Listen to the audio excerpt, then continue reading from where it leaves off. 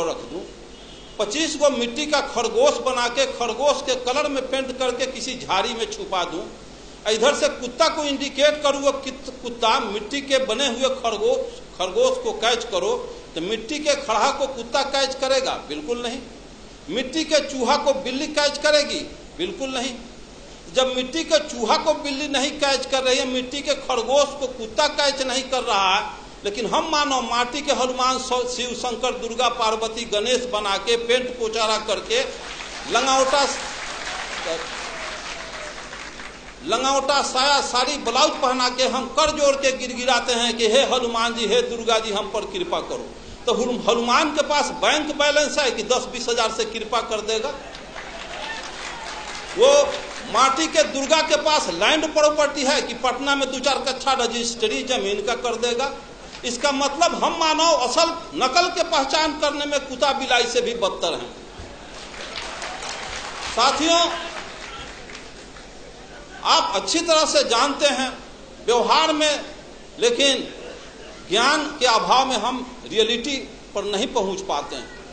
जब यह दर्शन है कि ऊंची नीची भूमि अच्छी पैदावार नहीं दे सकती, ऊंची नीची भूमि अच्छी पैदावार नहीं दे सकती, उभर खाभर रोड रास्ता अच्छी गति प्रदान नहीं कर सकती, तो जिस समाज में ऊंच नीच छुआछूत के भेदभाव रखने वाले लोग क्या समाज राष्ट्र का कल्याण कर सकते हैं?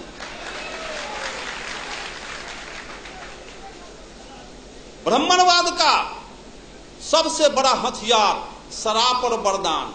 ऐसे क्यों हो गया? तो फलाना ऋषि का शराब था। ऐसे क्यों हो गया? तो फलाना ऋषि का वरदान था। शराब और वरदान में पूरा 90% बैकवर्ड आकंठ डूबा हुआ। मैं पूछता हूं, जिसको बाबा साहब अम्बेडकर ने कहा है कि जो कौम अपने पूर्वजों का इतिहास नहीं जानता वो कौम अपना भविष्य निर्माण नहीं कर सकता, एक्चुअली मार्क्स ने कहा है कि पॉलिटिकल पावर, मार्क्स ने कहा है कि Marx told that revolution engine of history, क्रांतियां इतिहास की इंजन होती है। भारतीय परिवेश को समझा, यहां 3 बीमारी थी और बीमारी के पहले डॉक्टर दवा का इन्वेंशन नहीं करता, बीमारी के बाद दवा बनती है।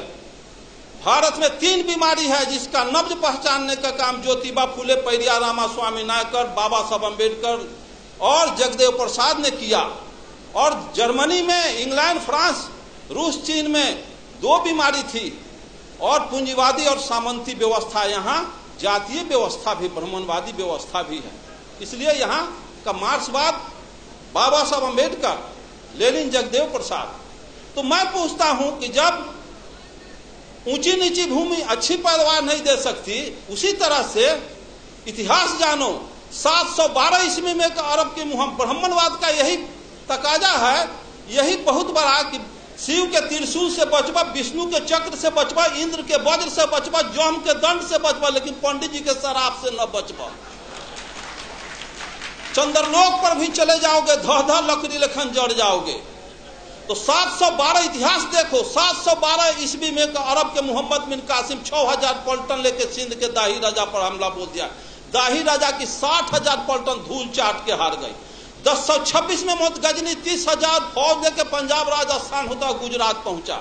वहां ब्राह्मणवाद के प्रबल दूत सोमनाथ के मंदिर को ध्वस्त कर दिया। 3 लाख क्षत्रिय सेना हार गए। हिस्ट्री में पढ़ा था, सभी देवी देवता सोने चांदी के थे। 80 को खच्चर, गधा, हाथी पर गजनी, सभी शिव, शंकर, दुर्गा, पार्वती को सोने चांदी को ढाह के मार मुकदर के कचूमर निकाल के ले गया अफगान। फिर 1193 में गोरी के 12,000 फौज के सामने पृथ्वीराज चौहान की 80,000 फौज धूल चाट के हार गई। सभी मंदिरों को ढा दिया, देवी देवता कबाड़ के ले गया। फिर पानीपत की पहली लड़ाई 1526 में त्राइन के युद्ध में बाबर के 12,000 फौज के सामने राणा संगा की 60,000 फौज धूल चाट के हार गई।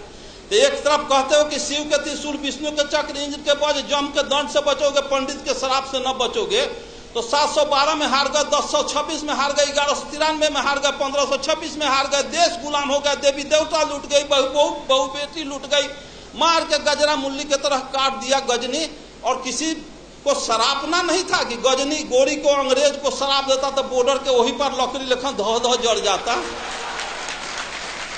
तो ये शराब किसके लिए? ये तो कोयरी कुम्हार कानू कलवार तो यहाँ मुल्हर पर फंसौले बारी, गुह गोबर खिया के, अब पेशाब पिला के, यही हमारा दही चूड़ा खिलाएगा, यही दान दक्षिणा देगा। चलो उससे तक शराब।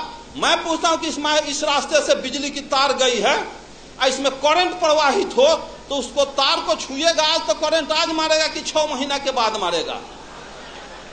तो जब सोमनाथ के मंदिर में सोने चांदी के देवी देवता गजनी के बाल नहीं टेढ़ कर सका तो गिट्टी छड़ सीमेंट का हनुमान मेरा बयाना बिगाड़ क्या देगा?